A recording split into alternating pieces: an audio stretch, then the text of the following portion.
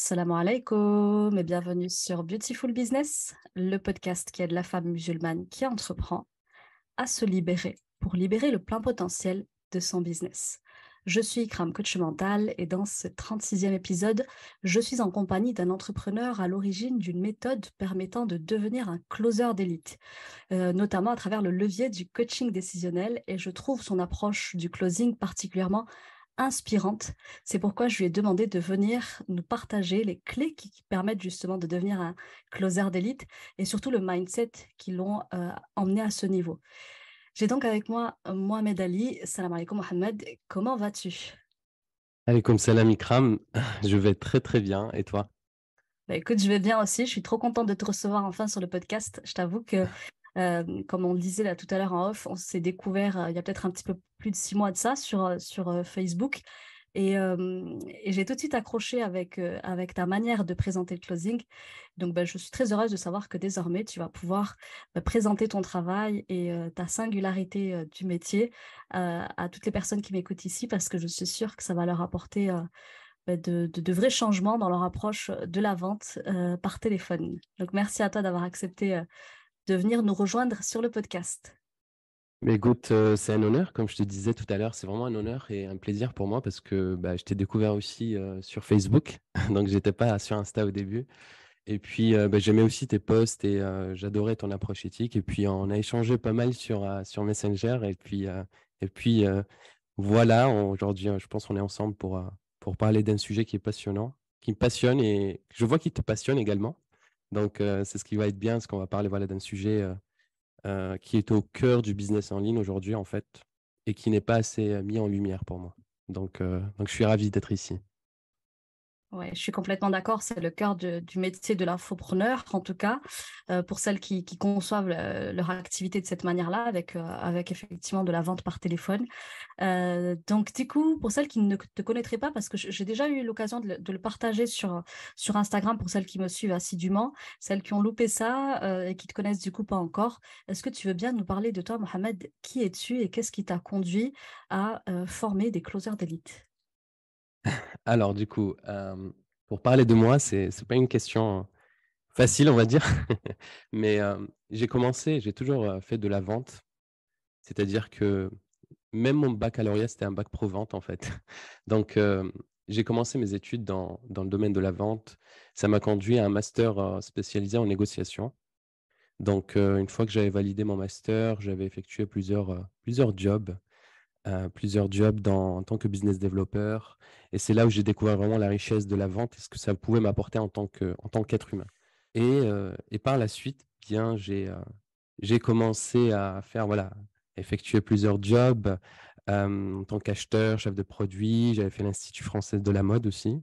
Donc, j'ai travaillé pour des maisons de mode, voilà, des maisons de mode prêt-à-porter de luxe.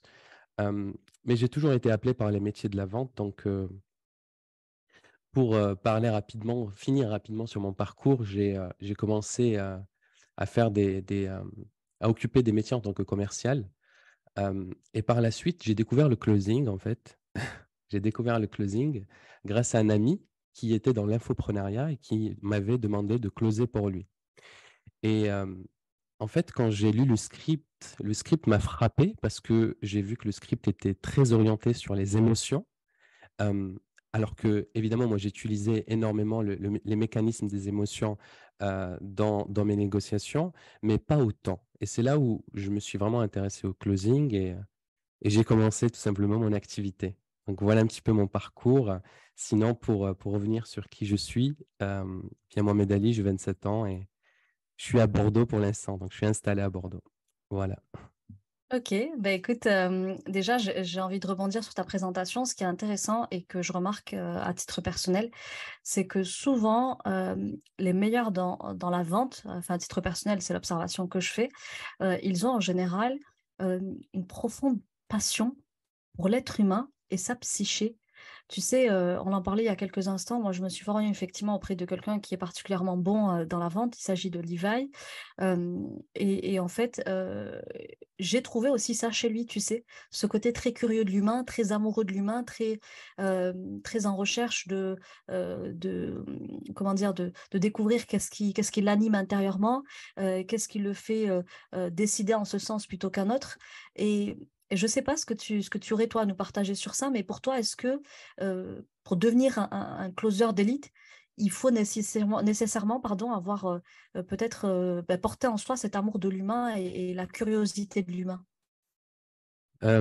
C'est très pertinent ce que tu dis. Alors, toute personne qui est à la recherche justement de cet amour à travers des relations humaines n'est pas forcément un bon closer au commercial, mais tout bon closer, et en tout cas pour moi, les closers d'élite, doivent avoir cette approche et cette envie d'aller vers l'autre. Et c'est essentiel, je trouve, parce que euh, pour être un très bon closer, il faut se détacher du résultat et se concentrer principalement sur les besoins et sur l'être qui est en face de toi. Et pour le faire d'une manière authentique, tu dois le faire avec envie. Et cette envie, on va dire, se crée naturellement de par ce besoin d'amour que tu as envie de ressentir dans tes relations. Donc c'est totalement cohérent ce que tu dis et je pense que c'est la réalité. C'est aussi la raison pour laquelle les personnes qui sont très empathiques de base, euh, ont besoin d'amour, euh, parlent ouvertement de l'amour et ils ont plus de facilité à comprendre les problèmes, les douleurs des personnes en face d'elles. Et ça aide beaucoup en tant que closer parce que forcément, tu fais preuve d'empathie, tu te mets à la place de la personne et ça t'aide, que ce soit pour la synchronisation, pour l'adaptation et pour tout le reste. Donc, ce que tu dis, c'est très pertinent et pour moi, c'est un critère aussi pour justement pouvoir exceller et sur du long terme en tant que closer. En tout cas, très très bien vu la distinction entre, oui, effectivement, on peut être un amoureux de l'humain, mais pas forcément être un closer en devenir. En tout cas, voilà, c'est peut-être pas fait pour tout le monde non plus. Mais cela dit, effectivement, je pense que tu me rejoins sur l'idée que pour être un closer d'élite, il faut effectivement avoir cet amour de l'humain et rechercher cette forme d'amour dans l'interaction avec l'autre pour pouvoir effectivement développer cette compétence de closer d'élite. Alors justement, on tourne un petit peu autour depuis le début sans venir préciser cette notion. Dis-moi, cette notion de closer d'élite, je l'ai entendue que chez toi et je t'avoue que tout de suite, elle m'a parlé parce qu'effectivement, tu vois, ça renvoie au tireur d'élite, la closer d'élite, tu vois, ça me parle et je trouve que tout de suite, ça fait effectivement closer qui affiche de jolis résultats et les infopreneurs que nous sommes, qui souvent déléguons cette compétence, surtout quand on commence à être avancé dans le business, tout de suite, moi, tu vois, qui ai l'habitude de recruter des closeuses, tu me dis, j'ai une école de closer d'élite, tout de suite, j'ai envie d'aller piocher chez toi, tu vois. Donc, raconte-moi un petit peu, c'est quoi cette notion de closer d'élite? Qu'est-ce que ça signifie? Qu'est-ce que tu mets derrière la notion de closer d'élite?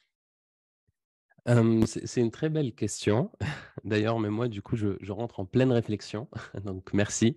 Euh, Tu sais, pour pouvoir devenir un très bon closer, il ne suffit pas en fait juste de poser des questions comme on pensait il y a quelques années, en tout cas lorsqu'on a découvert ce métier. Euh, il y a plusieurs compétences à développer et souvent ce sont des compétences basées sur le développement personnel dans un premier temps. Donc, je pense qu'on reviendra lors de ce podcast pour parler du mindset, mais le mindset, ça en est justement une compétence, en tout cas un axe d'amélioration qui est essentiel pour devenir un très bon closer. Euh, Ensuite, quand je parle de closer d'élite, je parle aussi des closers qui ont su donner de l'importance à leur stabilité émotionnelle. Parce qu'aujourd'hui, ce qui fait la différence entre un closer moyen, lambda, on va dire, et un closer d'élite, c'est sa capacité à se remettre en question, donc le fait de savoir dissocier l'être et les actions. Et donc là, on revient sur le mindset.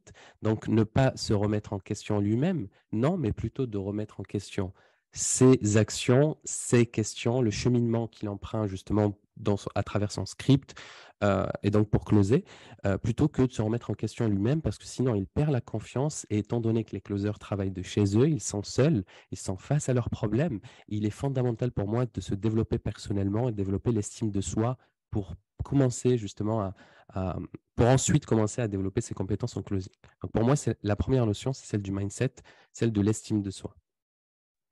Et Hyper intéressant, là. Ce que tu dis, et surtout à un moment donné, tu parles de stabilité émotionnelle. Celles qui me suivent ici, elles savent tout l'enjeu que je mets dans mes accompagnements, tu vois, à dire quelqu'un qui réussit, il réussit d'abord à la force de la stabilité émotionnelle qu'il est capable d'aller rechercher. Et effectivement, de toute façon, quand on travaille le mindset, en réalité, on travaille beaucoup sur le plan émotionnel. Euh, Si on veut justement apprendre à devenir un closer d'élite, euh, comment est-ce que toi, justement, tu accompagnes les personnes qui rejoignent tes programmes à acquérir cette espèce de stabilité émotionnelle qui permet justement de performer dans la vente? Alors, c'est une très bonne question. Pour revenir sur cette notion qui est pour moi essentielle et pour l'approfondir avant que je réponde à ta question.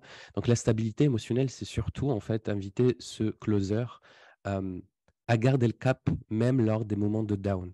Parce qu'en tant que closer, pendant une semaine, tu vas avoir des résultats incroyables. Et l'autre semaine, tu peux justement échouer et ne pas, enfin, échouer ou ne pas atteindre les résultats que tu mérites. Et c'est à ce moment-là, justement, qu'un closer moyen, un closer d'élite, euh, c'est à ce moment qu'on repère en tout cas la différence entre les deux, parce que le closer d'élite va verrouiller son mindset et savoir justement rebondir pour aller chercher les résultats qu'il mérite et ne pas tomber dans le down, parce que c'est souvent des moments de chaos euh, et qui font perdre les moyens et les outils des closers. La stabilité émotionnelle est essentielle pour moi. Et pour travailler sur ça, j'ai dans mon accompagnement, en tout cas sur le next level, que j'appelle le next level du closing, qui est sur 9 mois, on passe par un mois, on va dire, 3 semaines d'introspection. Et on travaille principalement sur le mindset. Donc, on travaille des notions euh, comme l'excès de confiance, comme la remise en question. Euh, je vais chercher avec eux, je creuse avec eux à travers des séances, justement pour découvrir leurs croyances limitantes sur leur être et essayer de mettre en place ce que j'appelle voilà, chez moi un carnet quotidien qui va tout simplement essayer de supprimer toutes ces croyances limitantes à travers des affirmations positives et rationnelles qui vont venir justement justifier les croyances limitantes que les closers ressentent à travers ces moments-là. Donc, on va venir travailler sur l'être, vraiment sur l'identité, sur les croyances, parce qu'on sait parfaitement on sait parfaitement aujourd'hui que c'est l'identité qui détermine les croyances, qui détermine les pensées, les émotions et les actions, ainsi que les résultats par la suite. Donc, avant même d'attaquer des compétences techniques, on travaille d'abord sur l'identité avec la remise en question, en creusant, en allant chercher justement ces croyances qui nous ont été transmises peut-être de père en fils et avec lesquelles justement on est conditionné dans cette vie aujourd'hui. Donc on va aller chercher ces croyances limitantes, on en prend conscience parce que c'est le premier pas vers la libération, on en prend conscience, on les note et on crée justement des affirmations positives, rationnelles qui vont venir justement expliquer à la personne qui est conditionnée par ces croyances limitantes la raison pour laquelle elle est conditionnée par ces croyances limitantes et comment s'en détacher objectivement dans sa carrière de closer. Ok, c'est très intéressant. Là, moi, ce que j'entends, effectivement, c'est que euh, ton approche, elle est de dire que il n'y aura pas de modification dans le savoir-faire en tant que closer si on ne vient pas travailler sur le savoir-être. Et le savoir-être, lui, nécessite de questionner l'identité de la personne et de venir déconstruire Mm, les schémas de pensée qui viennent la limiter mm. dans ses performances aujourd'hui. Et plus vite on aura fait de remplacer ces schémas de pensée limitants par des schémas de pensée aidants, valorisants, qui viennent notamment dans le sens de l'estime de soi, plus on aura une marge de manœuvre à devenir finalement un closer d'élite. C'est ça que tu dis? Mais je pense que tu as résumé parfaitement. C'est exactement ça. Et comme on s'est dit tout à l'heure, Ikram, c'est un métier qui est basé essentiellement sur le savoir-être. Euh, Pour moi, il n'y a qu'une partie technique, c'est celle de la questiologie. Et encore une fois, il faut maîtriser la questiologie aussi avec son attitude, avec son être finalement. Le travail, en tout cas, le travail le plus profond, il est à faire sur l'être, même lors justement de l'apprentissage des compétences de closing. C'est la raison pour laquelle voilà, on reprend vraiment, on revient à l'essentiel finalement, à l'être, pour qu'on puisse avoir une grande marge de manœuvre de progression. C'est exactement ça, Ikram.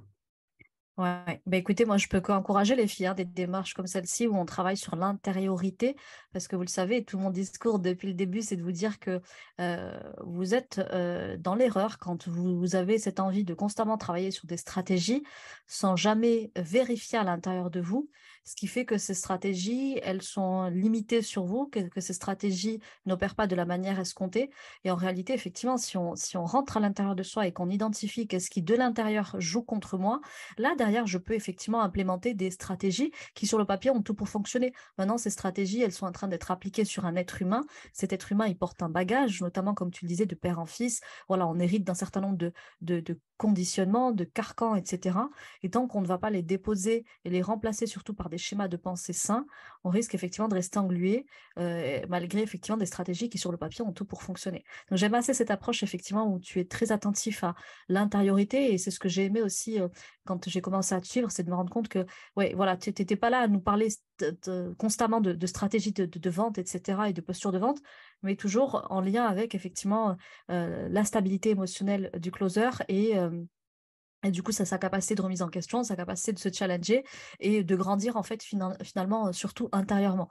Euh, du coup, aujourd'hui, pour celles qui ne voient pas encore peut-être bien à partir de ce qu'on dit là, l'enjeu de ce que tu proposes, en quoi est-ce que c'est important d'apprendre à devenir un closer d'élite quand on est infopreneur, par exemple, parce qu'ici, on a surtout des infopreneuses musulmanes qui nous écoutent. C'est quoi l'enjeu véritablement? Pourquoi elles auraient tout intérêt à apprendre à devenir des closeuses d'élite? Hem, alors, l'enjeu, pour moi, pour un entrepreneur, pour un entrepreneur, il est fondamental de comprendre ses offres et de savoir aussi communiquer leurs valeurs. Parce que ce qui est souvent compliqué, lorsqu'on est entrepreneur, c'est justement de faire ressentir ce qu'on ressent à l'intérieur. C'est-à-dire que la plupart des entrepreneurs sont tellement convaincus de leur offre, hem, qu'ils n'ont qu'une envie, c'est de faire ressentir cette conviction à travers l'autre. Sauf que dans ce chemin, et en tout cas, on a besoin d'un véhicule, et le meilleur véhicule pour moi, c'est le closing. C'est le closing parce que en tant qu'entrepreneur, tu maîtrises ton offre, mais tu connais aussi parfaitement ta cible. Tu la connais sur le bout des doigts, tu connais ses douleurs, tu connais sa source de motivation, tu sais qu'est-ce qui fait qu'elle est bloquée là, et tu connais aussi les résultats qu'elle souhaite atteindre. Donc, de par le fait, tu es le mieux placé pour comprendre ton prochain et en l'occurrence ta cible. Et pour tout simplement communiquer sur cette valeur que tu proposes et la conviction que tu ressens à l'intérieur à travers la transformation que tu proposes, pour moi, le meilleur véhicule, en tout cas, c'est celui du closing, parce que c'est lors du closing qu'on rencontre la personne en face à face. On sort du marketing, voilà, voilà, c'est le moment de la rencontre finalement, parce que à travers les réseaux sociaux, voilà, on a des tunnels de vente, on fait des stories, enfin, c'est très bien, hein, c'est essentiel. Mais là où tu rencontres véritablement ta cible et tu échanges avec elle, c'est lors d'un appel de closing finalement. Donc, que ça soit closé ou pas closé, euh, la personne en face de toi, elle doit tout simplement ressentir cette énergie et tu dois savoir transférer cette conviction que l'entrepreneur ressent en lui-même.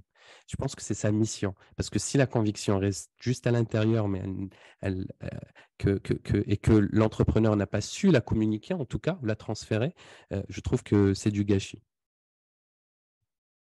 Ouais, c'est hyper intéressant ce que tu dis Mm. là. La vente est un niveau de conviction. En tout cas, c'est la capacité à transmettre un niveau de conviction.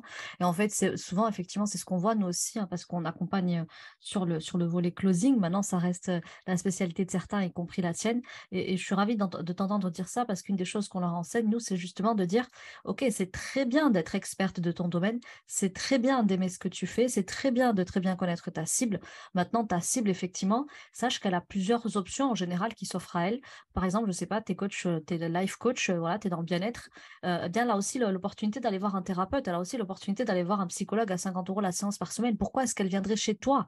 Eh bien, c'est à toi de lui transmettre ce niveau de conviction à tel point que la personne soit convaincue que c'est exactement ça qu'il lui faut. Et ça, c'est effectivement ben, tout l'objet finalement de la stratégie durant l'appel de vente, mais c'est aussi tout l'objet de ce savoir-être dans la vente qui va permettre derrière de faire passer communiquer son niveau de conviction à sa cible qu'on a étudiée, qu'on connaît bien peut-être pour avoir déjà beaucoup accompagné.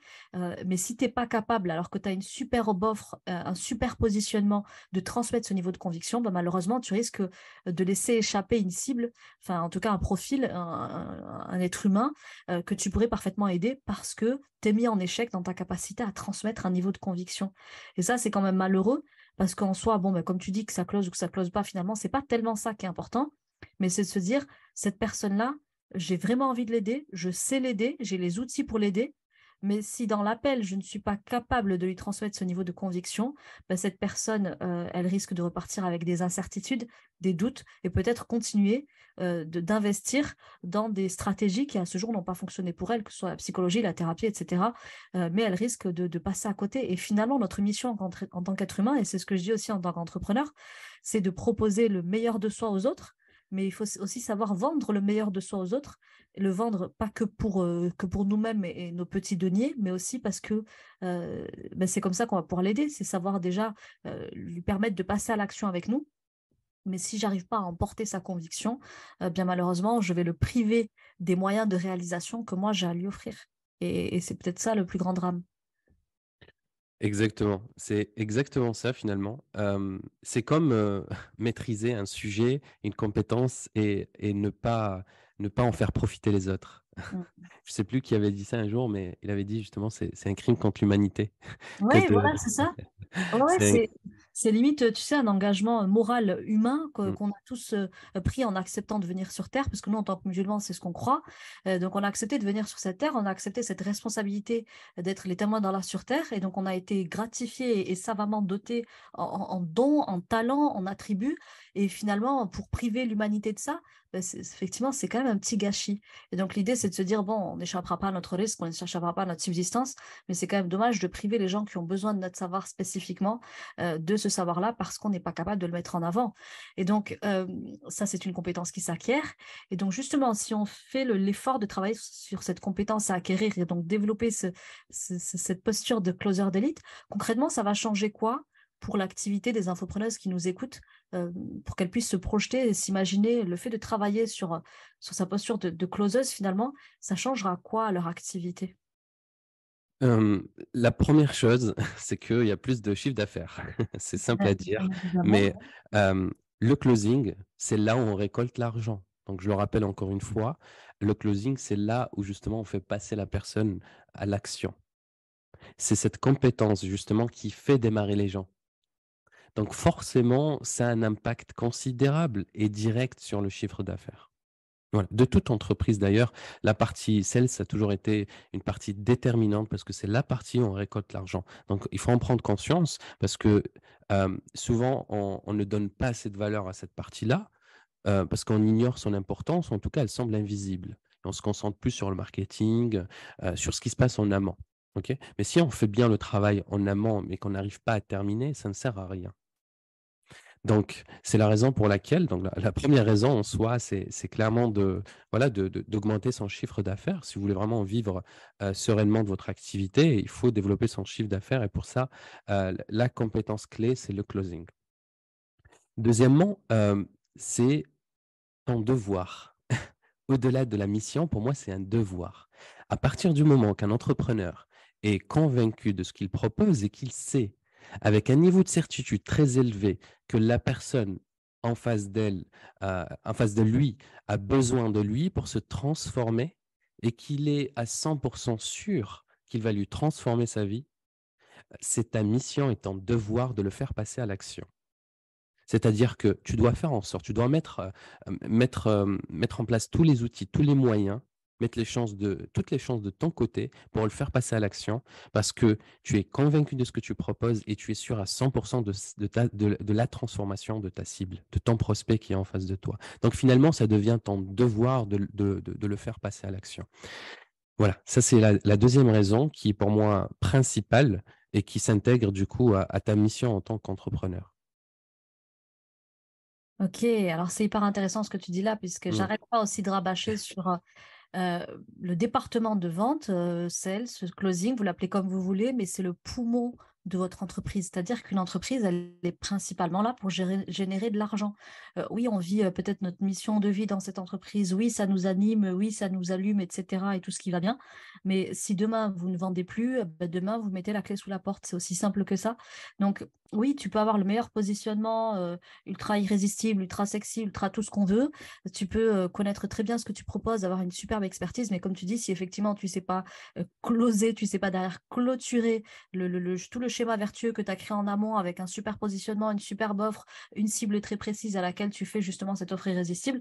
Si d'ailleurs tu ne sais pas verrouiller l'opération par la vente, sceller en fait par la vente, bien malheureusement, les gens resteront prospects, voire ils deviendront prospects ailleurs et achèteront ailleurs. Et là, en fait, c'est là le plus grand drame de ton entreprise, surtout si tu es sur quelque chose qui a vraiment du sens pour toi, où tu as vraiment une valeur ajoutée, une vraie proposition à faire. Et donc, je dis souvent, surtout les entrepreneurs que nous sommes, il faut qu'on se le dise, hein, la plupart du temps, une des choses dont on a le plus hâte, c'est de transmettre, c'est de déléguer cette compétence pour vite s'en débarrasser. Ça, on en parlera, je pense, mais les gens ont très, très hâte de se débarrasser, surtout les infopreneurs, hein, de se débarrasser de cette compétence pour la déléguer parce qu'elle est un petit peu relou, etc. En réalité, c'est pas une compétence dont il faut se débarrasser, c'est une compétence dont il faut s'inquiéter. Pour ma part, j'ai aussi fait cette erreur à un moment donné, voilà, parce que quand on est un peu au four et au moulin, tu sais, au début, on est à la fois directeur artistique de sa boîte, on est à la fois comptable, on est à la fois, voilà, on est un petit peu sur tous les fronts. On se dit vite que j'arrive à me dégager du temps en déléguant le closing. Mais le closing, pour moi, c'est pas quelque chose qu'on dégage et qu'on met entre les mains de quelqu'un d'autre comme ça. Non, c'est un département poumon de l'entreprise. Il faut le chouchouter, il faut le choyer puisque le jour où ce département est en difficulté, bah, c'est toute l'entreprise qui est en difficulté. Et en fait, à ce moment-là, tu n'auras plus besoin d'avoir de réseaux sociaux, tu n'auras plus besoin d'avoir non plus de coach ou de je ne sais quoi, parce que finalement, l'entreprise, elle sera plus alimentée, elle sera plus oxygénée. Donc oui, je suis d'accord avec ça. C'est effectivement pour moi le point central. Faire rentrer des ventes, ben, désolé, c'est une priorité pour une entreprise.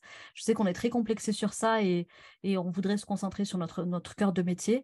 Oui, mais si tu as un cœur de métier mais que tu ne sais pas en vivre, tu ne sais pas vendre cette compétence, eh bien tu vas être obligé de mettre la clé sous la porte. Donc merci de le rappeler parce que ben oui, le closing, l'intérêt que tu as de t'y former, c'est d'abord de pouvoir vivre de ton activité qui te fait vibrer et de te dégager surtout un revenu confortable à partir de ça. Et donc, justement, tu nous disais que pour toi, une compétence qu'il faut développer pour devenir un super closer d'élite, c'est justement de travailler au départ par le mindset, travailler par effectivement sur l'identité, sur les schémas de pensée, etc. Est-ce que tu pourrais justement nous dire quelle est ton approche à toi du mindset? Qu'est-ce que ça représente pour toi le mindset? Si tu devais nous le définir un petit peu à la sauce Mohamed, c'est quoi le mindset pour toi? Hem, c'est encore une fois une question qui a l'air simple, mais qui est très complexe de par la complexité, la profondeur du terme mindset, qui est l'état d'esprit et moi, il y a une phrase que je rappelle très souvent dans mes appels de vente, et qui fait partie justement de mes scripts, c'est que la vie qu'on se construit dépend de la manière dont on avance et on prend nos décisions.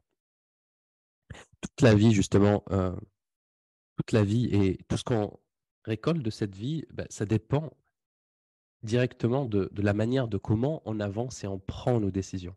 Et souvent, la manière, en tout cas le processus de prise de décision est, directement influencé par notre état d'esprit. Et souvent justement lorsqu'on a un état d'esprit, fixe, qui n'est pas justement un growth mindset, vraiment un état d'esprit fixe, c'est-à-dire que on se remet constamment en question, on a l'habitude d'échouer, donc on a toujours peur de l'échec, on n'a pas l'habitude d'atteindre des résultats, donc on est emprisonné justement par notre état d'esprit qui est de base, noir, et qui nous rappelle justement, cette vie dans laquelle on a toujours été, cette vie dans laquelle on n'a pas l'habitude de réussir. Donc pour moi, le mindset, c'est un élément phare, dans la croissance de n'importe quel, entrepreneur et même closer, hein. C'est pour ça que je l'intègre dans mon programme parce que voilà, je connais aussi les autres programmes et c'est vrai que, ben, le terme mindset, on ne le retrouve pas énormément, dans le métier du closing, dans la carrière du closer, alors que c'est fondamental parce que ça l'est pour tout type d'entrepreneur et un closer aujourd'hui, c'est un entrepreneur aussi. Donc pour moi, le mindset, c'est, cette faculté justement à se remettre en question et comme je disais tout à l'heure, à ne pas toucher, son être, OK? À travailler sur son être, ne pas se remettre en question, mais plutôt remettre en question ses actions, ce qu'on fait et d'avoir justement un champ des possibles qui est large. C'est-à-dire de travailler aussi ses ambitions, parce que finalement, c'est ces ambitions qui nous rendent déterminés dans ce qu'on fait, hem d'aller à l'essentiel. C'est-à-dire qu'aujourd'hui, moi, à travers toutes mes aventures entrepreneuriales, alors j'en ai eu plusieurs, j'ai eu beaucoup d'échecs, et j'ai eu du succès dans le closing et finalement, je me suis simplement rendu compte que, j'étais attiré finalement par, ce que j'adorais et j'étais bon, dans ma passion, en fait et pour moi, le mindset, c'est aussi s'interroger sur, hem, qu'est-ce que je voilà, quelle est cette voie qui m'inspire aujourd'hui? Dans laquelle je pourrais être déterminé, ambitieux, dans laquelle je pourrais justement m'épanouir et dans laquelle justement je prendrai aussi des bonnes décisions. Parce que l'épanouissement, la détermination, l'ambition, ça crée des énergies qui viennent finalement renforcer mon mindset parce qu'il y a l'amour, il y a l'ambition et la détermination. Il y a les différents traits de caractère en tout cas, hem, qui viennent renforcer ton mindset. Donc pour moi, c'est un sujet justement, je pense durant lequel on peut parler pendant des heures et des heures. Mais pour moi, l'état d'esprit est fondamental et le premier pas justement que n'importe quel être humain ou n'importe quel entrepreneur doit faire, c'est celui justement de prendre conscience de son mindset, de prendre conscience de l'influence de l'état d'esprit sur sa vie entière et sur sa manière à prendre des décisions. Et c'est ce que j'invite mes prospects justement à, quand j'ai des prospects, voilà, lors d'un appel de vente, je les invite tout simplement à prendre conscience de leur état d'esprit et est-ce que c'est peut-être leur état d'esprit qui les a amenés envers les résultats qu'ils ont eus, et des résultats qui ne sont pas tout simplement satisfaisants pour lui. Ouais, alors c'est hyper intéressant ce que tu dis là et forcément je vais te soutenir dans ça parce que moi qui suis sur le mindset depuis 3 ans et qui répète en boucle le mot mindset, mindset, mindset, c'est un peu un leitmotiv pour moi. Mais effectivement, pour moi, il n'y a pas une seule compétence qui nous permet de se soustraire du mindset, que ce soit les relations affectives, les relations amicales, les relations professionnelles, peu importe que vous vendiez des chaussettes. Voilà, j'aime bien donner l'exemple des chaussettes, je sais pas pourquoi, mais voilà, ça me parle.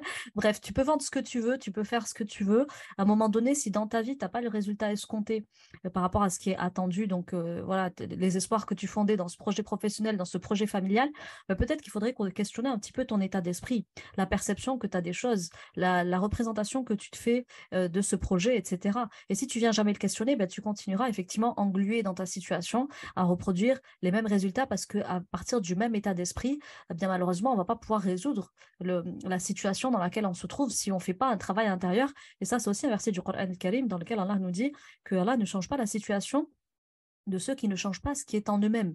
Donc c'est quelque chose qui est quand même assez vecteur dans notre religion. La transformation extérieure, elle se vit toujours depuis l'intérieur. Donc encore une fois, vous pouvez avoir le meilleur domaine d'expertise.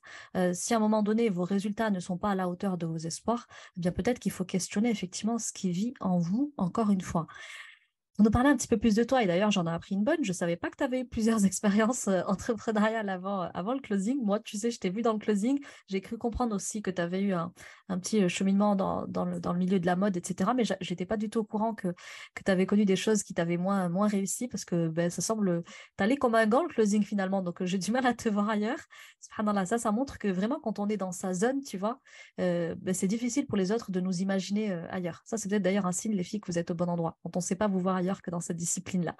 Euh, alors, si tu veux, on en reparlera. Mais là, toi, à titre personnel, tu vois, quels sont les 3 plus grands challenges sur le plan mindset que tu as dû dépasser pour toi-même devenir un closer d'élite? Hem, ouais, hem, les challenges, on va dire, c'est, tu sais, se détacher du résultat, ça a l'air simple. Mais ça l'est pas vraiment parce que quand tu es un closer, tu veux être le meilleur. D'ailleurs, les meilleurs closers sont ceux justement qui veulent obtenir des très bons résultats et qui ont légèrement un ego, voilà, qui ont de l'ego aussi. Donc moi, le 1er challenge que j'ai dû faire justement lorsque j'ai basculé vers le closing, c'était de me dire: «Je vais me détacher, mais à 100 de mes résultats, à 100 C'est-à-dire qu'il y a toujours un degré de détachement qui peut être mesurable, en fait. C'est de l'invisible, hein, mais je sais que tu vois de quoi je parle et lors d'un appel de vente, mon but, c'était de me détacher à 100 de mes résultats.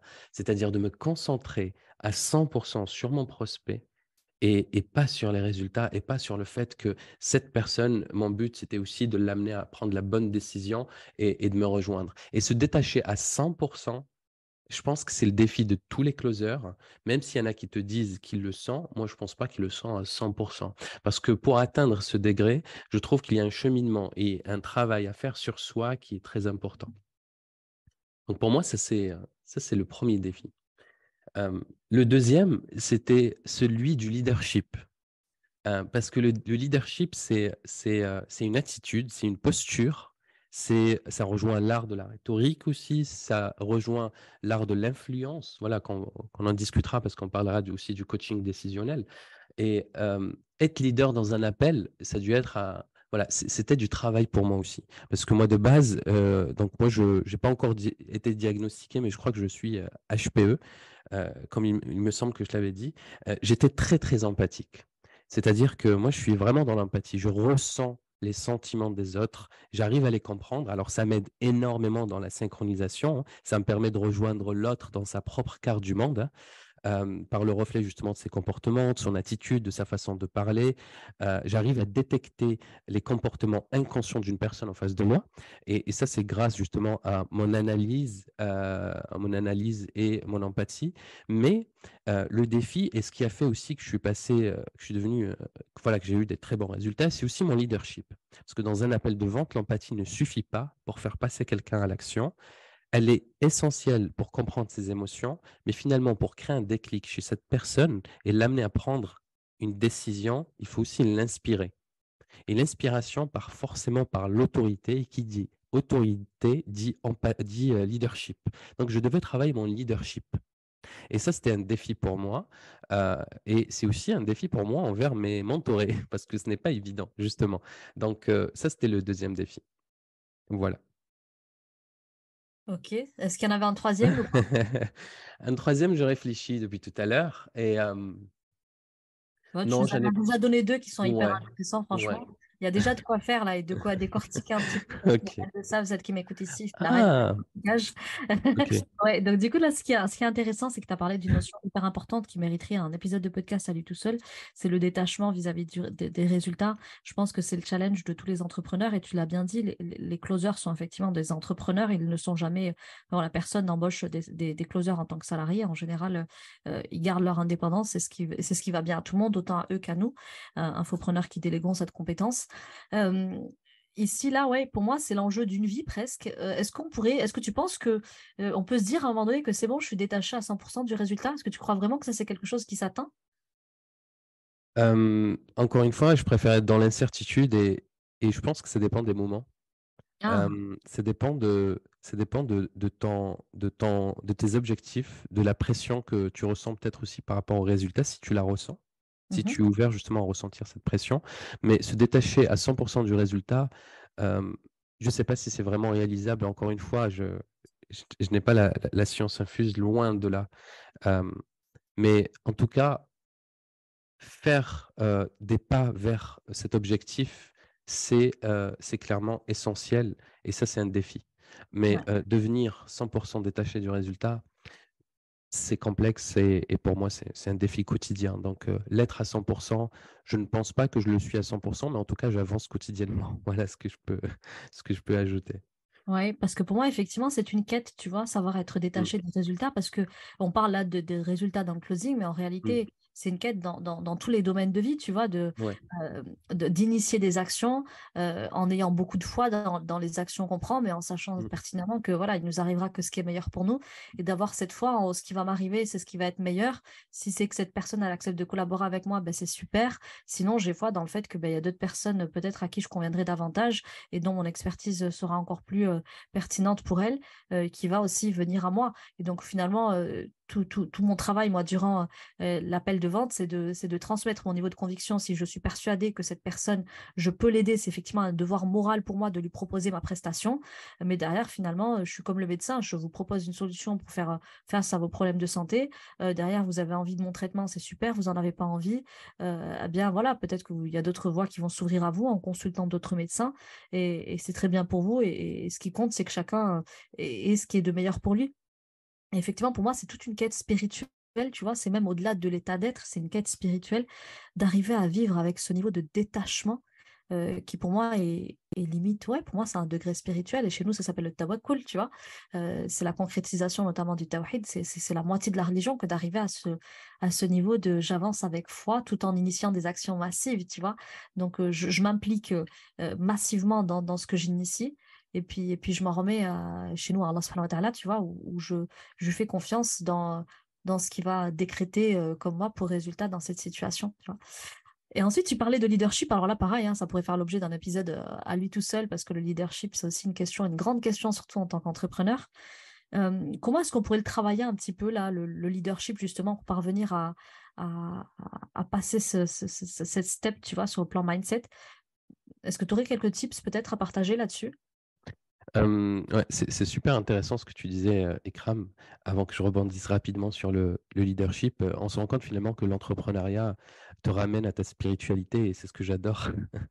Hem, je pense se détacher à 100 des résultats dans sa vie, pour moi, c'est un grand défi. En closing, en tout cas, j'avance bien, mais c'est en tout cas, c'est un sujet qui m'inspire énormément là, tout de suite, parce que je suis très spirituel, j'adore ça et Mm. heu et tu vois, ça me parle ce que tu dis. Donc pour revenir sur le leadership, Ikram, moi, pour moi, le leadership, ça se travaille d'abord en soi-même. Avant de le démontrer aux personnes, avant justement de communiquer son leadership face à son prospect ou à son audience, il faut d'abord être leader dans sa propre vie. C'est-à-dire que c'est à toi justement d'orienter tes choix, c'est à toi de prendre des bonnes décisions avant même que tu influences quelqu'un à prendre des bonnes décisions. Donc on revient au principe de l'alignement et de la congruence qui est essentiel en closing. C'est-à-dire que pour que tu puisses être leader dans un appel, pour que tu puisses être légitime à faire passer quelqu'un à l'action et à lui faire prendre une bonne décision, tu dois d'abord toi-même te remettre en question et prendre des bonnes décisions dans ta vie.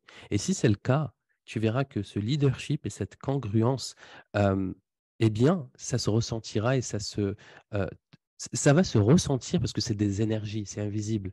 Donc, ça se ressentira naturellement à travers ton attitude et c'est ça le leadership. C'est ce ressenti d'alignement pour moi entre qui je suis et qui justement et comment on me perçoit. Voilà. Qui je suis, on me perçoit, comment je suis congruent à travers ce que je dis et ce que je fais dans ma vie. Ça, pour moi, c'est du leadership et ça se ressent. Parce qu'aujourd'hui, il y a énormément de closers qui veulent faire passer des personnes à l'action, mais eux-mêmes sont bloqués dans différentes situations et n'arrivent pas à prendre des décisions. Donc, de base, si toi-même tu as besoin de réfléchir pendant des mois et des mois pour prendre une bonne décision, est-ce que tu penses que tu es en capacité de faire passer quelqu'un à l'action tout de suite en créant un déclic chez lui? Je ne pense pas.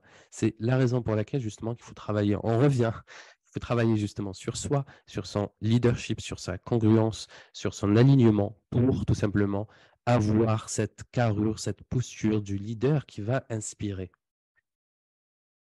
Ouais, très pertinent encore une fois ce que tu dis là, hein, parce que je pense que j'aurais pas dit mieux. Tu sais, il y a cette phrase qu'on nous enseigne beaucoup, lead by example. Et ben en fait, je peux pas être un exemple pour mon prospect si moi-même ça sonne faux quand je suis en train de lui dire passe à l'action, reprends le lead de ta vie.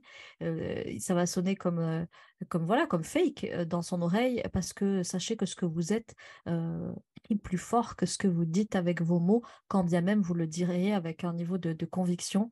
Euh, on peut pas mentir aux autres. Les êtres humains, vous savez, moi je crois qu'on communique pas qu'avec la bouche, on communique d'ailleurs principalement avec du non-verbal, du paraverbal. Et dans l'appel, croyez-le ou non, euh, l'alignement avec ce que vous dites, effectivement, va souvent prendre le dessus sur ce que vous allez affirmer très haut et fort. Donc on peut pas se mentir entre nous parce qu'on est des êtres sociaux qui communiquons par-delà les mots et avant tout au-delà des mots. Donc très très juste ce que tu dis là. Alors je crois que tu as trouvé un troisième défi peut-être qui toi t'a challengé sur le plan mindset, notamment pour aller chercher ce closer d'élite qui sommeille en toi. Tu peux nous en parler? Yes, du coup, j'ai trouvé. J'ai trouvé le troisième défi.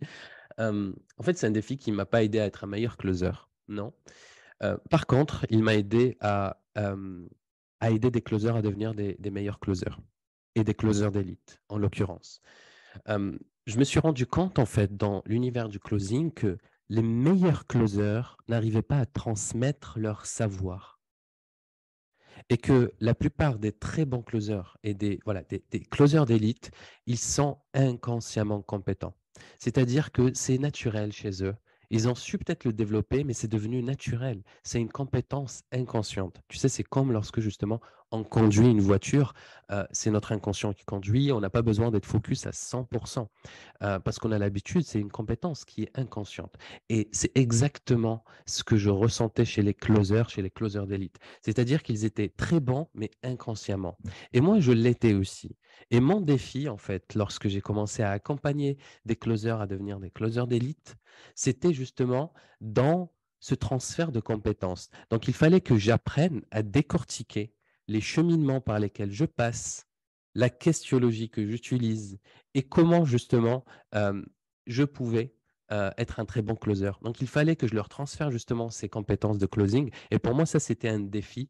Et encore une fois, ma zone de génie, je l'ai trouvée, c'est pas celle d'être un bon closer parce qu'il y a des très bons closers partout. Ok, il y a même des closers qui ne le sont pas encore et qui peuvent être des très bons closers. En l'occurrence, là où je me suis rendu compte que voilà, c'était ma zone de génie, c'était dans comment je t'explique, je décortique les cheminements par lesquels il faut que tu passes en tant que closer pour amener ton prospect à prendre la bonne décision.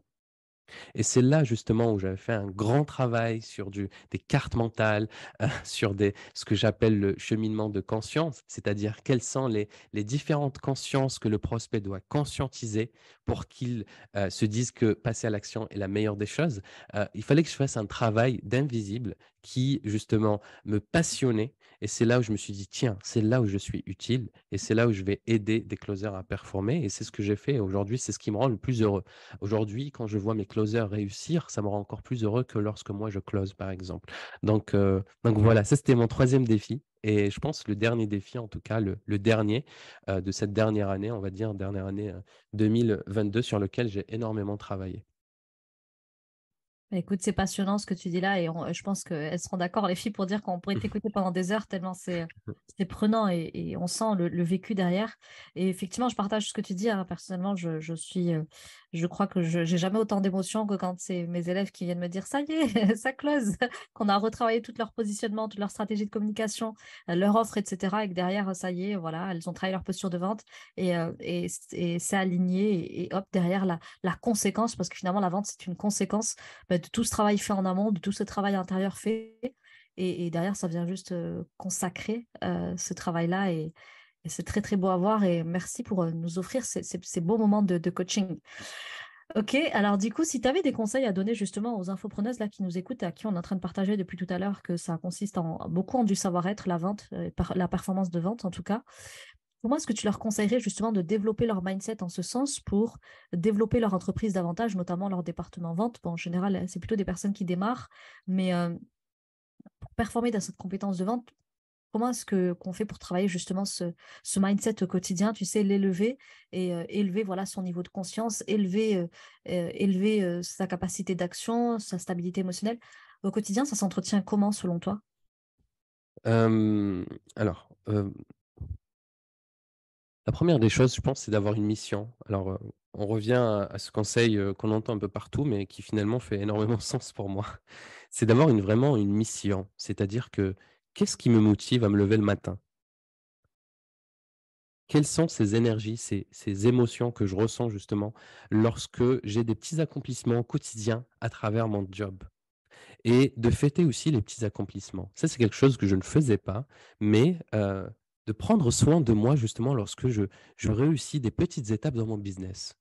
Pas forcément en termes de chiffre d'affaires, hein, mais que ça soit voilà, qualitatif ou quantitatif, mais de fêter les petites réussites, finalement, ça t'anime et ça te donne de l'énergie pour continuer. Ça, pour moi, ce sont des actions à réaliser quotidiennement et qui te permettent justement de rester focus et d'être attiré par la réussite. Euh, donc ça, c'est par rapport au mindset en tout cas et par rapport à la motivation. En tout cas, par rapport au closing, ce que je conseille aux entrepreneurs, c'est de maîtriser le closing. On sait que ce ne sera pas votre job lorsque vous allez grow up, lorsque vous allez vraiment passer en croissance, lorsque vous allez développer une entreprise. On sait parfaitement que vous allez justement avoir des closers et tant mieux. Mais je conseille aux entrepreneurs de maîtriser le closing pour qu'ils ne soient pas justement dépendants. Ça, c'est le premier conseil par rapport au closing et aux entrepreneurs. Ensuite, à partir du moment que vous recrutez des closers, Le but, c'est pas de recruter des closers pour closer, mais pour qu'ils fassent partie de votre mission. Si vous voulez vraiment des collaborations sur du long terme, recrutez des closers qui vont justement des closers qui seront que l'extension marketing de ce que tu proposes en tant qu'entrepreneur. Parce que le closer n'est pas un vendeur, c'est-à-dire que le closer ne crée pas l'offre, ne crée pas le besoin. Ça, je tiens à le rappeler parce que c'est vrai que c'est super important. Un closer ne crée pas le besoin et ne close pas sur un appel de 45 minutes des offres de 4 chiffres. Ce n'est pas possible. Il y a forcément du marketing qui a été mis en amont. Et justement, la cohérence, l'énergie, l'alignement qu'on retrouve dans ton marketing doit être ressenti par le prospect lorsqu'il rencontre ton closer. Il est que l'extension marketing. Donc, il doit s'imprégner de l'univers de l'entreprise, de sa culture, pour que le prospect il vienne euh, avec cette idée sur ton business, avec ces énergies qu'il a ressenties dans ta masterclass et qu'il retrouve tout ça à travers le closer. Ça, pour moi, c'est le deuxième but en tant qu'entrepreneur, c'est de justement recruter des closers qui vont faire partie de ta mission avant de faire partie de ton business. Troisièmement, avant, avant de commencer à vouloir recruter énormément de closers, il est important de développer le côté marketing. Donc là, je rentre un peu dans des conseils plus marketing technique, mais essayez de faire en sorte de développer au maximum votre marketing pour que ça close plus. Ce n'est pas le closer qui va développer votre chiffre d'affaires et uniquement, c'est aussi la qualité de votre marketing en amont. C'est-à-dire que plus vous allez relever les objections en amont, plus vous allez travailler sur les convictions, plus vous allez renforcer les confiances, ce que j'appelle la confiance carrée, que ce soit la confiance envers l'infopreneur, ce qu'il propose, la confiance envers le prospect et dans sa capacité d'atteindre ses résultats, la confiance envers le processus, ok, et la confiance envers le programme. Donc le processus peut aussi être la solution, l'opportunité. Tu dois renforcer toutes ces confiances en amont dans le marketing pour que le prospect, lorsqu'il arrive devant le closer, ben, il y a eu du travail qui a été fait en amont et c'est beaucoup plus facile pour le closer de closer. Donc ça, c'est pour moi le deuxième conseil, le deuxième ou le troisième, non, le troisième conseil du coup que j'ai à donner aux entrepreneurs. Quatrièmement, ça c'est un conseil de par expérience. Le but, ce n'est pas de déléguer votre partie du closing.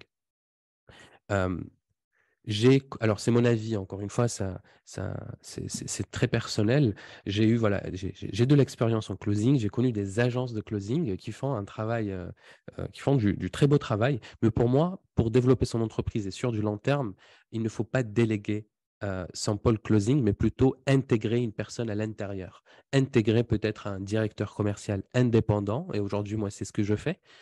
Intégrer quelqu'un qui va aussi s'imprégner de l'univers de ton entreprise pour que tu puisses créer un écosystème basé sur des valeurs, sur une mission, sur une vision et que toutes ces personnes partagent plutôt que déléguer le pôle vente et les data aussi et d'être finalement dépendant à quelque chose qui ne fait pas partie de ta mission. C'est vraiment le conseil que j'ai aujourd'hui parce que voilà, d'après mon expérience, c'est de se concentrer sur la culture, se concentrer sur les profils des closers qu'on va recruter en fonction de la mission, de travailler parfaitement son marketing. Et lorsque justement on est en croissance, c'est de pas déléguer, de déléguer en externe, mais en interne, d'avoir justement un manager, un directeur commercial qui va piloter le pôle vente et qui va tout simplement s'intégrer parfaitement dans l'univers de l'entreprise de la même manière que le closer le fait.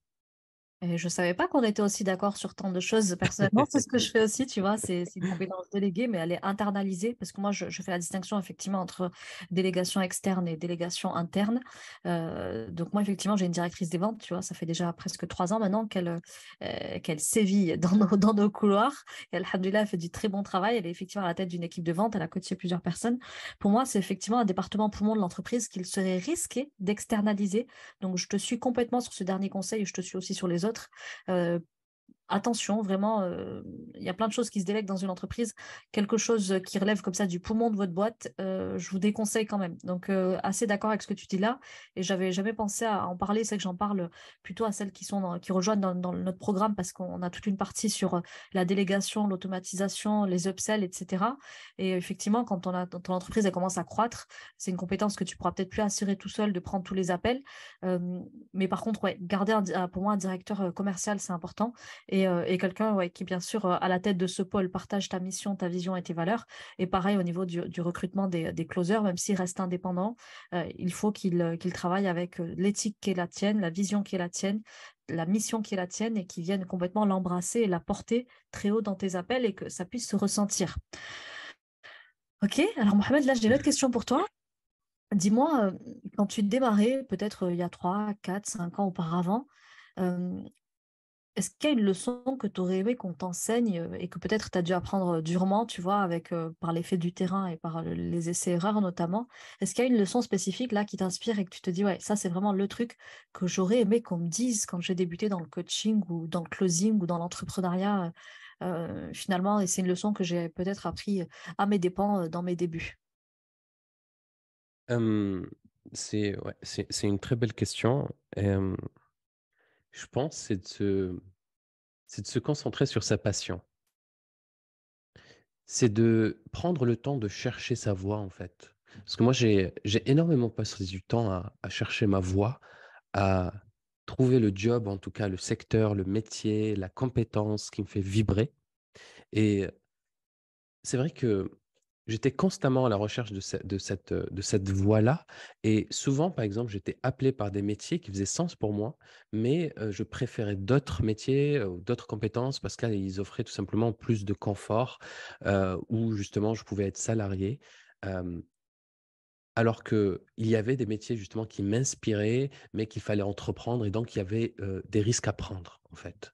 Donc je choisissais plutôt le confort parce que mon mindset n'était pas le même effectivement il y a 5 ans, hein, j'avais 22 ans. Donc je pense aujourd'hui, le conseil que j'aurais aimé, c'est que j'aurais aimé recevoir à l'âge de 22 ans, c'est qu'un guide vienne me voir et me dise: «Qu'est-ce que tu aimes en fait? Qu'est-ce que tu aimes? Qu'est-ce qui te fait vibrer aujourd'hui? Qu'est-ce que tu aimerais faire? Quelle est l'action qui te rend heureux?» C'est de me concentrer sur ce que j'adore parce que finalement, c'est dans cette voie qu'on excelle et qu'on arrive à obtenir les meilleurs résultats. Et aujourd'hui, c'est le conseil que j'aurais aimé, c'est avoir une guidance d'un guide, peut-être pas forcément spirituel ou en tout cas qui a cette carrure et qui vient me faire, me faire, me secouer un peu et m'inviter à chercher vraiment ce que j'aime faire parce que j'ai essayé beaucoup de choses et c'est aussi, l'avantage de mon parcours. C'est que, voilà, j'ai entrepris dans l'e-commerce, j'ai fait de la mode, j'ai fait énormément de choses, et c'est aussi pour cette raison que finalement, aujourd'hui, je suis sûr que le closing, c'est ma voie, en tout cas, l'entrepreneuriat. Mais ce que j'aurais aimé, c'est qu'à 22 ans, on vienne et qu'on me dise, hem: «Si tu as envie d'entreprendre, ben entreprends, peu importe les risques, vas-y, lance-toi». Parce que pendant différentes périodes dans ma vie, j'ai toujours eu envie d'entreprendre, mais je grandissais avec cette peur d'échouer, en fait. Hmm. Et voilà, je ne faisais pas face à cette peur. Je n'arrivais pas, en tout cas, je n'avais pas le bon mindset. J'étais en plein développement personnel. Hem Et je pense que si j'avais fait alors évidemment, ce n'est pas possible parce que c'est mon destin qui voilà, ça aurait pas pu être autrement, mais si j'avais fait peut-être face à mes problèmes plus tôt, je serais peut-être aujourd'hui plus avancé. Ouais. Donc voilà, ce que j'aurais aimé recevoir comme conseil, c'est concentre-toi sur ce que tu adores, sur ce qui te fait vibrer aujourd'hui. Et en l'occurrence, ça a toujours été un métier tourné vers l'humain. Ok, bah écoute, ça, je pense que la peur, elle est là pour tous les entrepreneurs quand ils se lancent, et je pense qu'on a été plusieurs à attendre un petit peu avant d'aller se jeter dans cette aventure qui est très impressionnante de l'extérieur et qui, je vous rassure, quand on la vit, elle reste impressionnante, mais on la désacralise quand même beaucoup. Mais effectivement, c'est un très beau conseil à recevoir et j'engage les entrepreneurs qui sont lancés à bien encourager. Tu sais, dernièrement, j'entendais beaucoup. On dit beaucoup à nos enfants, faites des études, mais personne leur dit, faites des boîtes, entreprenez, faites des choses qui vous parlent, faites des choses qui ont du sens. Non pas qu'on puisse pas se réaliser dans le salariat, hein, mais tu vois, on est quand même une communauté de commerçants à la base, les musulmans. Et c'est quand même dans notre essence, et c'est vrai que je trouve ça malheureux que de nos jours, on subisse notre vie dans le salariat, notamment en tant que femme musulmane, où on n'a pas la liberté tu vois, d'être qui nous voulons être, notamment en termes de tenue vestimentaire, tu vois. Et je me dis, oui, ben, peut-être que c'est l'occasion pour notre génération d'offrir cette petite voix-là et la porter très haut et dire aux gens de quoi est-ce que tu as envie finalement et fais-le, même si ça te coûte de devoir entreprendre, de l'incertitude, des risques. Mais en fait, nous sommes la communauté des risques, du courage et de l'audace surtout. Donc, je te rejoins complètement sur ce point-là. Si tu étais à la place des personnes qui nous écoutent là, qui sont peut-être débutantes dans l'entrepreneuriat, ou bien qui sont peut-être un petit peu plus avancées, mais qui ont du mal à avancer dans le sens de leurs objectifs, euh, c'est quoi que tu voudrais leur dire finalement, peut-être pour les encourager, pour leur donner ce coup de pouce qui leur manque? Hmm. C'est quoi ton conseil ou bien ta phrase inspirante? Vas-y, dis-nous. Ouais, moi, ce serait pas une phrase inspirante, c'est c'est une phrase qui, tu sais, que j'utilise en coaching décisionnel, Mhm. finalement, pour essayer de changer le schéma d'une personne et de toucher son ego. C'est justement une personne qui ne pense pas y arriver, qui a peur peut-être d'échouer, qui a peur peut-être même de réussir, parce que c'est aussi un problème aujourd'hui en France. Une personne qui n'a pas confiance en elle, c'est si je vous dis aujourd'hui justement que vous allez échouer, que vous êtes un bon à rien, que vous êtes destiné à échouer, qu'est-ce que vous me direz en fait? Mm. Questionnez-vous, qu'est-ce que vous me direz? Vous avez envie, c'est OK, mais moi je vous dis que vous allez échouer, qu'est-ce que vous me direz? Et c'est là, il faut écouter son ego finalement. Et c'est là, on va aller chercher au plus profond de nous ce qui fait qu'on a fait un pas et qu'on est attiré vers la réussite et vers l'entrepreneuriat. Et il Mm. faut se concentrer sur ce qui t'anime là à l'intérieur lorsque je te dis cette phrase. Parce que je pense que si justement ces personnes-là avaient grandi dans un monde où la réussite est impossible, ils ne seraient pas en train d'écouter ce podcast. Mm. Donc, concentrez-vous sur ce qui fait que vous êtes là. Et c'est exactement ce qui fera que vous serez ailleurs demain, en tout cas plus avancé. Mm. Très pertinent et tu as dit le mot magique là. Tu nous as parlé de coaching décisionnel. Depuis le début, on est concentré sur devenir un closer d'élite. Mais alors, tu parles effectivement beaucoup d'accompagner toi les closers, les infopreneurs à performer dans le closing pour justement devenir des closers d'élite à travers la compétence du coaching décisionnel. Alors, est-ce que tu veux bien nous dire qu'est-ce que c'est, s'il te plaît? Alors, c'est vrai que c'est un terme qui est attirant, mais finalement, ce n'est rien que de l'influence. L'influence, mais pas par l'argumentation, parce qu'aujourd'hui, crame dans la vente, il y a ce qu'on appelle l'argumentation. En fait, on va argumenter pour convaincre, mais aujourd'hui, en closing, argumenter pour convaincre, c'est obsolète. Et surtout, ça ne fonctionne pas vraiment. Et c'est à ce moment-là qu'on va utiliser justement l'influence à travers le coaching décisionnel. Et le coaching décisionnel, ce n'est rien que d'inviter son prospect à lui proposer tout simplement euh, une nouvelle vision à travers la questiologie. Là, ce que je viens de faire, par exemple, avec les personnes qui nous écoutent et qui se demandent si elles vont réussir ou pas, c'est du coaching décisionnel. C'est de pouvoir justement utiliser l'ego pour amener la personne à prendre une décision. C'est aussi le fait de faire prendre conscience à la personne, justement, c'est d'être conscient d'être conscient. Alors, c'est très subtil, hein. Je lis un livre en ce moment, c'est Être conscient d'être conscient. Et c'est inviter la personne à se rendre compte pourquoi il est important et pourquoi la bonne décision, c'est de passer à l'action. Parce que la plupart du temps, en fait, ce qui fait que la personne, justement, ressent des énergies avec toi dans l'appel, c'est parce qu'elle est avec toi. Les énergies qu'elle ressent actuellement et qui lui donnent envie de passer à l'action, ce sont des nouvelles énergies qu'elle n'a pas l'habitude de ressentir dans sa vie de tous les jours. Parce que le problème des prospects, c'est lorsque justement ils retournent dans leur vie de tous les jours et qu'ils ne décident de ne pas passer à l'action, bah, ils sont simplement rattrapés par leur environnement et par justement toutes ces raisons qui font qu'ils ne sont pas arrivés qui n'ont pas encore atteint leur objectif.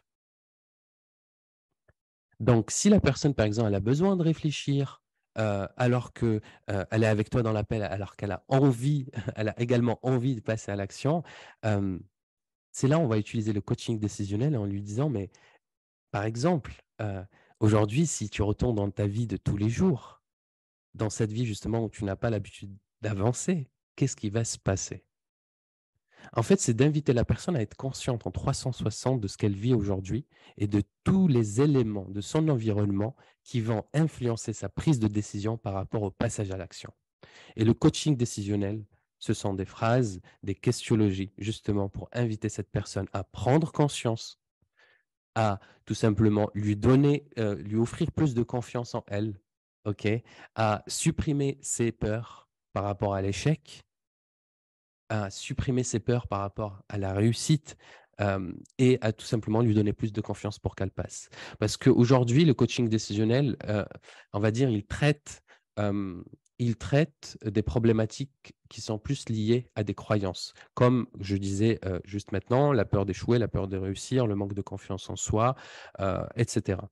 Hem et c'est pas le closing qui va t'aider à faire passer à l'action quelqu'un justement qui ressent ses croyances en profondeur. C'est plus justement, du coaching décisionnel et je te donne un exemple. Moi, j'ai eu des prospects justement qui n'avaient pas confiance en eux, mais qui ont fait énormément de choses dans leur vie et ils ont réussi ces choses-là. Alors moi, durant l'appel, j'ai senti par exemple que cette personne avait un manque de confiance en elle et lorsque j'ai senti qu'elle avait un manque de confiance en elle, je suis allé chercher dans sa vie ce qu'elle avait réussi précédemment. Et Ah, lorsque j'ai su justement ce qu'elle avait réussi précédemment, je lui ai juste posé la question si justement elle ressentait aussi un manque de confiance avant qu'elle réussisse ce projet qu'elle a réussi précédemment. Elle me disait que oui.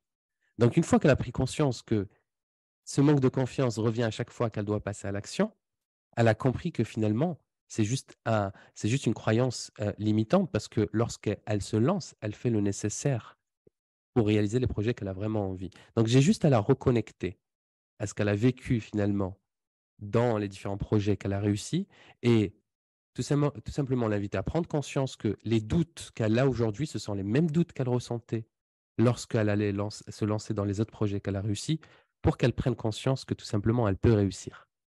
Donc ce mmh. sont des associations, des mécanismes, c'est de la psychologie humaine.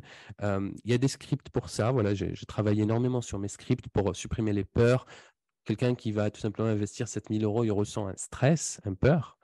Pour ça, il faut tout simplement l'inviter et mettre un peu d'humour à ce moment-là dans l'appel. C'est-à-dire qu'on va vraiment essayer de s'adapter envers la personne pour l'amener à prendre la bonne décision et ça se déroule surtout en fin d'appel.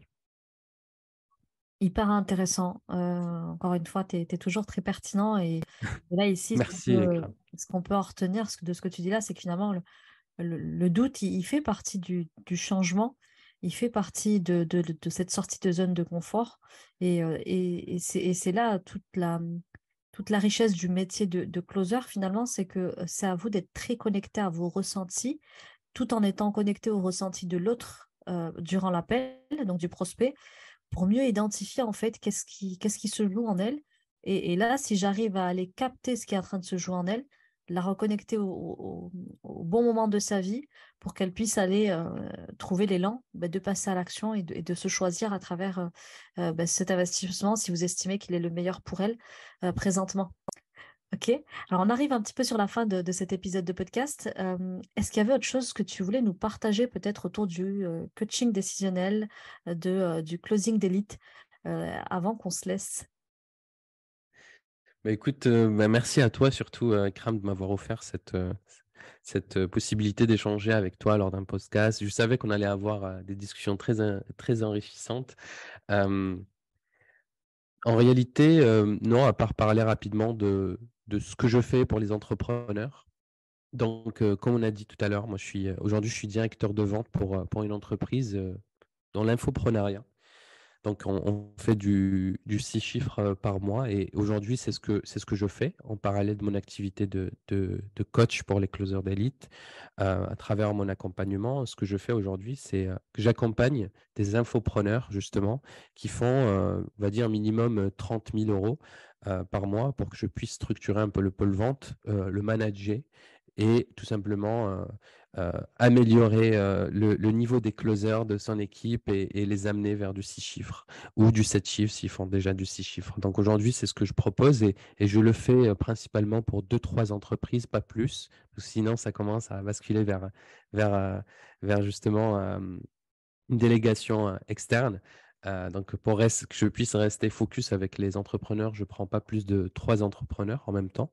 Voilà, donc ça, c'est ce que je fais et en parallèle de ça, bah, comme on l'a dit tout à l'heure, hein, mon programme, d'accompagnement Next Level, hein, qui accompagne des closers à devenir des meilleurs closers et des personnes qui veulent devenir, closers, qui ne sont pas encore closers. Voilà pour récapituler un petit peu ce que je fais aujourd'hui. Oui, de toute façon, pour celles qui ont apprécié ton approche, je vous mettrai en description de l'épisode du jour, bien sûr, le compte Instagram. Je crois que c'est sur Instagram désormais qu'on peut te joindre, mais également Ouais. Facebook de Mm. Mohamed, que vous puissiez aller voir un petit peu ce qu'il propose et pourquoi pas aller notamment devenir addict à son contenu dans lequel on trouve toujours des petites pépites en termes de mindset, de posture de vente. Voilà, je trouve qu'il a toujours une proposition qui se démarque de ce qu'on peut lire, voir et entendre sur le closing. Et vraiment, pour moi, c'est une expertise qui mérite d'être suivie et aussi l'humain que tu es. Voilà, t'as aussi une proposition humaine hein, sur les réseaux et je trouve que voilà, tu fais ça avec une belle approche qui mérite d'être connue. Donc, qu'Allah te facilite et t'accorde plein d'autres résultats. Peut-être pour finir sur un petit mot de la fin, est-ce qu'il y avait une phrase peut-être qui t'inspire, que tu aimerais nous partager pour peut-être partager aussi beaucoup d'espoir et d'inspiration aux personnes qui nous écoutent? Bah, écoute, avant ça, bah, je te remercie énormément, Ikram. Tu m'as aussi aidé sur différentes phases de ma vie aussi, donc merci beaucoup bah, d'être toi aussi. Et je comprends pourquoi tu as du succès. Je perçois vraiment la valeur de ce que tu proposes et je te remercie infiniment. Euh, Si je devais terminer sur une phrase, ça serait juste celle d'écouter votre cœur, en fait. Parfois, on se pose trop de questions alors que la réponse, elle est en nous, elle est dans notre cœur. Euh, il faut s'écouter parce que c'est la manière la plus rapide d'avancer finalement, c'est celle d'écouter son cœur. C'est ce que j'ai compris dans ma vie, c'est ce que je continuerai de faire. J'ai souvent ignoré ce que disait mon intuition. Ça m'a amené à faire des choix qui ne m'ont pas apporté ce que je voulais réellement. Mais je pense qu'aujourd'hui, plus on écoute son cœur et plus on est aligné avec les choix qu'on prend et avec la vie qu'on se construit. Magnifique, très très belle fin. Merci pour ce mot de la fin. Pour ma part, effectivement, il est temps de vous laisser sur cette note très philosophique et spirituelle à la fois. Pour ma part, je vous retrouve la semaine prochaine, Inch'Allah, avec un invité de marque dont je serai de nouveau accompagnée avec quelqu'un que vous connaissez tout ou presque, je pense, et qui viendra nous raconter notamment sa réussite en ligne. Elle est très très inspirante. Je vous invite à être là. Si vous avez apprécié l'épisode, n'hésitez pas à vous abonner à ma chaîne de podcast si ce n'est pas déjà le cas, à le noter, à me dire aussi peut-être s'il y a d'autres invités comme Mohamed qui ont une expertise particulière que vous aimeriez que je convie sur le podcast.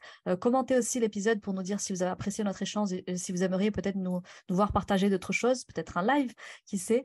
En tout cas, j'ai pris beaucoup de plaisir à te recevoir ici, Mohamed. Merci infiniment pour tout ce que tu as partagé et je vous dis à la semaine prochaine. Assalamu alaikum.